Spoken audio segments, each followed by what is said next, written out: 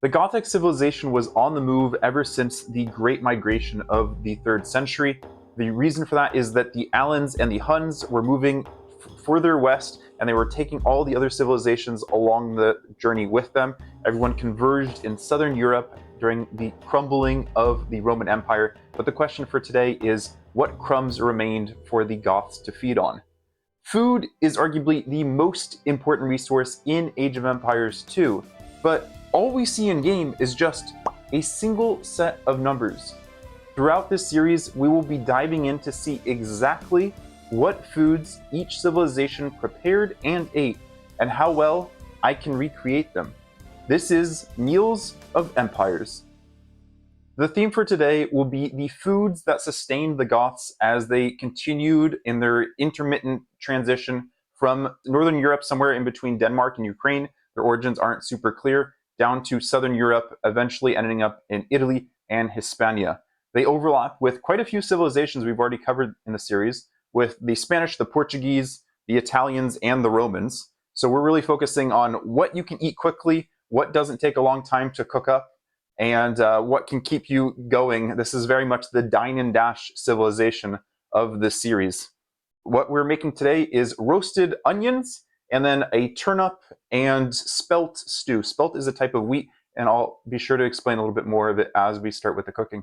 So picture this scene. You're arriving into Southern Europe. You're looking at what foods are readily available as your tribe just goes from one battle to the next. You see some onions, you recognize those. You see some figs, you look like, that looks like it's edible. So you go ahead and pick the figs and dry them. And then you have turnips. Turnips were fairly familiar in the north as a root vegetable in the cabbage family, and they grabbed that. So what we're making today is a stew where we're going to combine a bunch of these ingredients along with spelt. Spelt is, here it's in Dutch, it's spelt flakes, but really what this is just rolled up wheat grains, which would have been accessible to the Goths before mills were really being introduced. So where you could mill the flour into, or mill the grain into a flour to make bread, people would just be crushing grains and turning them into a stew like we'll do here. Along with that, we're going to roast some onions. You can think of cooking this pot on a fire. Obviously, this is an induction hub, not exactly using the same techniques. And then once the coals go down and things get cooler, you could just cook the onions right on the ashes. One item of the Gothic cuisine that I think really separates it from the rest of Southern Europe is that I'm not going to be using garlic. And that's really what, to me, marks a barbarian. Someone who doesn't include garlic in the cuisine. Well, I mean, there's very few Gothic recipes, or for that matter, any Gothic literature that remains. There is a Roman Hispanic, he wrote down the etymologies, and he wrote down a lot of foods that were being eaten by the Romans, but he was in like Gothic areas in the Gothic Empire of the Visigoths, or the Western Goths. The funny thing about the Goths is they really don't have anything that is appropriately named after them. The architecture was incorrectly named after them, or named after them as like a slander to the new style. The monks or priests who were against this new style of architecture that had the pointed arches versus the nice symmetrical round arches of the Romans. A lot of rib vaulting, the flying buttresses to help support the outside of these large or very tall cathedrals. But that is a trivia question that I will get to in a little bit. What would be most realistic for the Goths to be using as their oil to cook anything with would be lard or butter. As this is a vegan series, I'm not going to be using that. And this is a wonderful Portuguese olive oil that I've tried once already. It comes from Janissary Tor. It's like just a really smooth olive oil that doesn't have any strong tastes. So this is one of 4 onions that will be in our recipe today. You might see some similarities in this recipe with what we did for the Celts.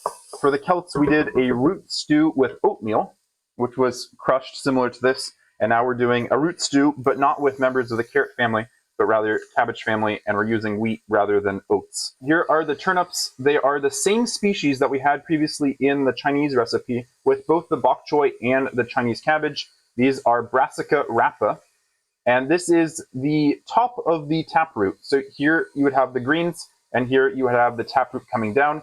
Like a lot of different root vegetables, this is the storage organ. You can harvest this in the first season.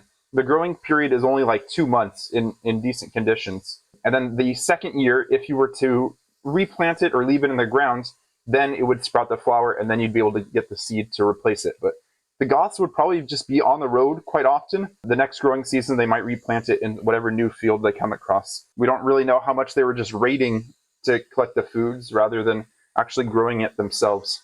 A common item of the medieval kitchen would have been the pot that was just constantly cooking, where often it would be some sort of bone broth with random ingredients just constantly being thrown in. This had various names. Sometimes it was called a pottage, a forever stew, or something like that. This is somewhat similar, but obviously I don't have a crazy broth that's been simmering for months on end. Turnips do have a little bit of a bitter taste. It goes away to some extent during cooking, but they're not, I don't think anyone's going to say, yeah, turnip's my favorite vegetable. Our first trivia question is, what event in Asia is suggested as the instigator for the Great Migrations at the start of the 3rd century? So the event that may have started the Great Migration is the building of the Great Wall of China.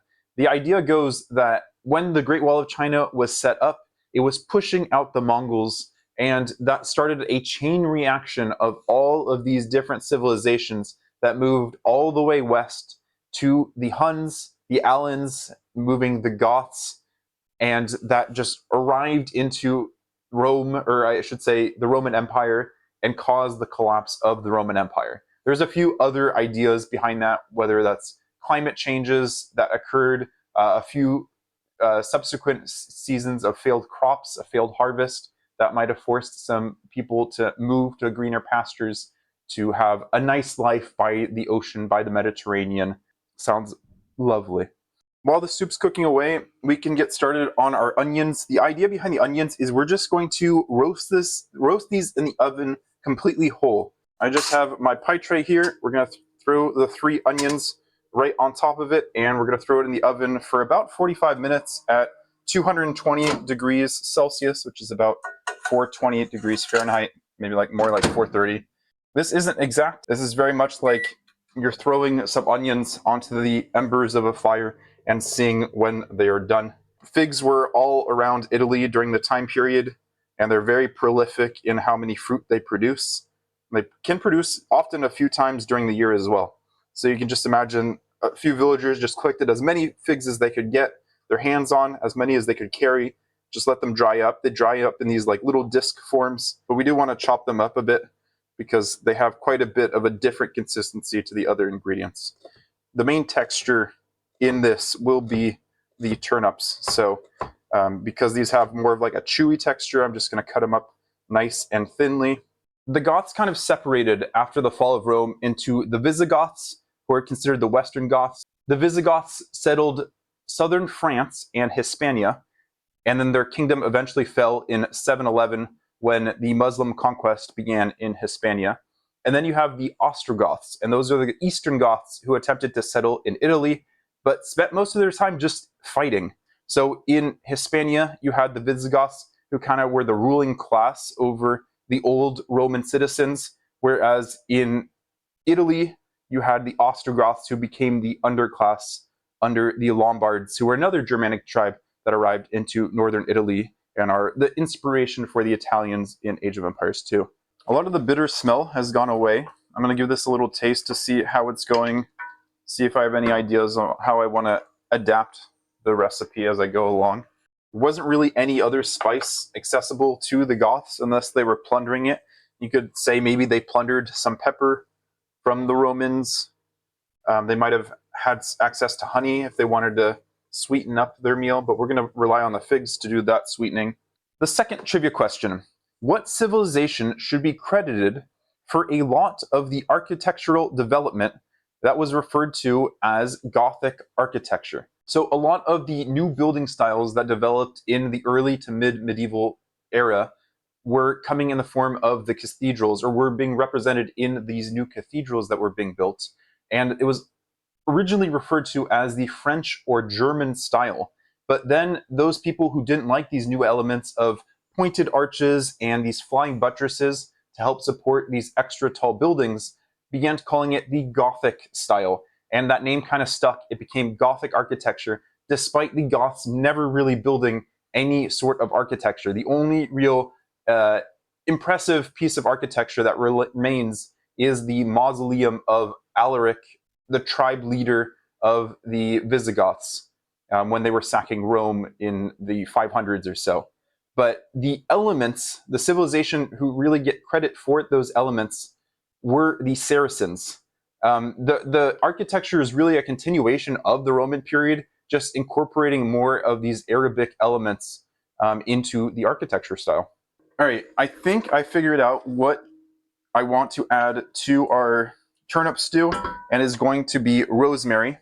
Rosemary would have grown all over the Mediterranean during the time period, and I have some rosemary that I just let dry out a little bit. You don't need much rosemary to spice up a stew. It's grown on me during this series, having to grind everything up instead of having a blender at my disposal, and it's already very aromatic, just smelling it getting crushed up.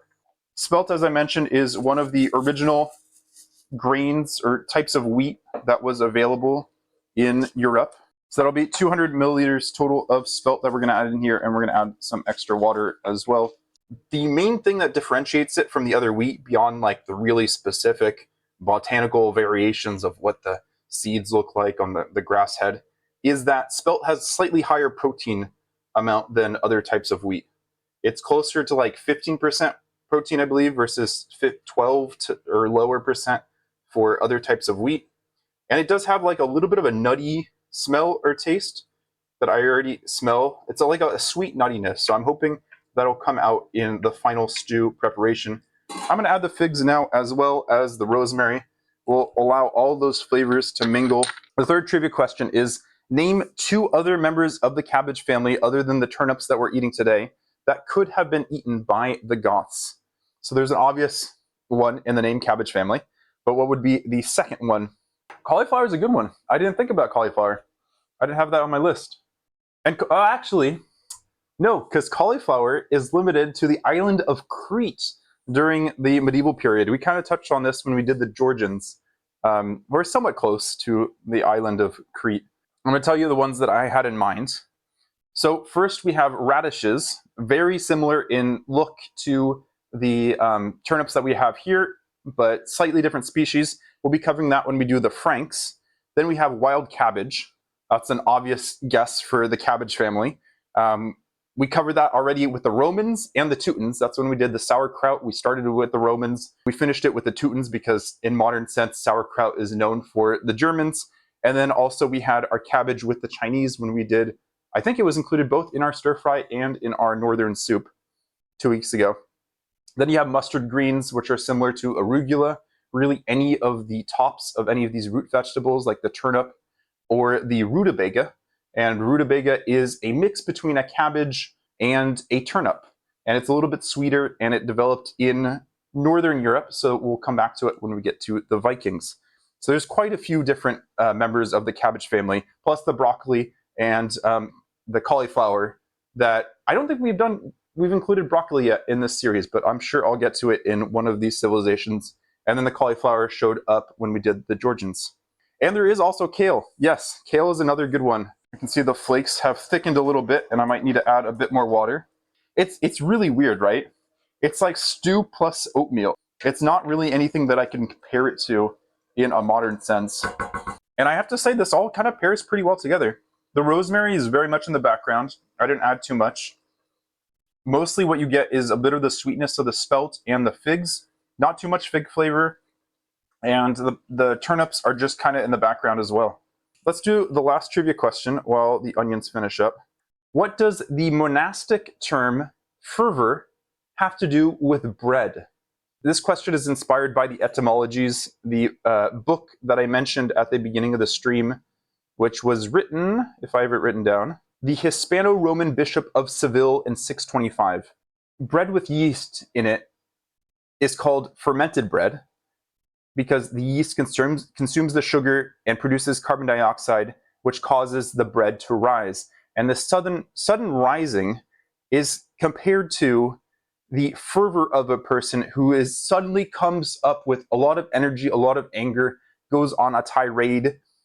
And the root for both terms may come from boiling, which is fervere in Latin, Fervere. I don't know if my Latin pronunciation is perfect. In modern English, there's a similar phrase of like boiling over with anger or rage. And I imagine the Romans were boiling as the Germanic peoples, the Goths, were boiling over their walls. There's a lot of different ways you can use boiling as a metaphor, or in this case, fervor. So here are our onions fresh out of the oven. I'm gonna just hold them by their tip and cut off the bottom.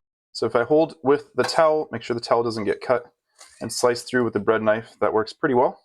And we should just be able to slide these outer layers off, but it's still very, very hot, so I can start working on these next layers. This is really solid. I'm gonna add a little bit more salt because I know Abby likes things a little bit on the saltier side, and that will hopefully improve our overall scores. Abby, here is our Goth recipes. Goth. Nothing to do with the Goth rock of the 1980s or Gothic architecture.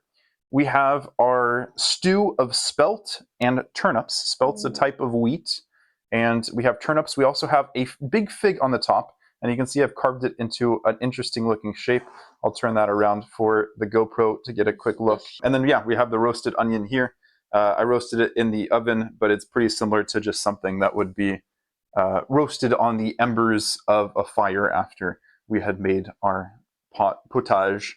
Abby's face is like at a neutral. It's like there's some stuff that's bad, but it's not like repulsive. It tastes like the oatmeal. The texture is like the oatmeal. Okay. From this morning. I mean, it's very, very well cooked. Then what am I crunching? That would be the fig seeds. Like the flakes themselves of the spelt, this type of wheat, doesn't have much of a crunch to it. Yeah, that's fine. You know, I like onions. Yeah, it just tastes like an onion, huh? It's just like a simple way of cooking an onion. You don't even have to peel it first. Onions are good. Execution score? 9. 9, okay. Solid. It's not a hard recipe or anything. For sure. So it's fine. Low stakes, but yeah, still good. And should you serve this to your girlfriend? 7.75. 7.75. Abby is making this difficult for me. She continually changes the increment that we use to measure this. I was sorry. I was like, I'd give it an 8, but it's still kind of odd to have this as a dinner in a modern sense. I would need, it needs a lot to spruce it up. Like you need a really good side. If I were going to eat this 10 out of 10 times you served it to me, it needs, the onions need to be like crisper. So you think something a bit more nutty in this, yeah. Maybe like peanut butter. Yeah. Almonds would have definitely been available to the Goths, or walnuts as well. So yeah, something a bit nutty could add some nice flavors here. I was hoping for anything above a 4 on should you serve this to your girlfriend. I was like, this is the Goth. This is the most basic fare out there. You did tell me earlier that it was going to be porridge. Yeah. And I remember the last time you made porridge. Porridge.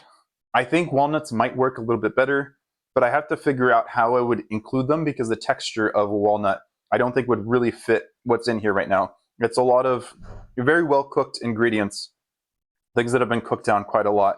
That little bit of rosemary that I added really doesn't come through, but it's just like one of those background flavors that just adds layers to your food. It's similar to when you're making music and you just kind of add layers of little sounds in the background. That's what we're doing here. We're just adding layers so we don't just have a very basic porridge. We're sprucing it up just a tiny bit. The onion's more enjoyable cooked here, as it is here, than if you were just going to eat it raw like an apple. Though I'm pretty sure people in the medieval times were just, if they didn't have a fire ready, they were just going to eat it raw like an apple. So I'm happy with this. This came out pretty well. Next week will be the Puls. I have some more intricate recipes prepared for them. Until then, I'll see you in the comments. Take care.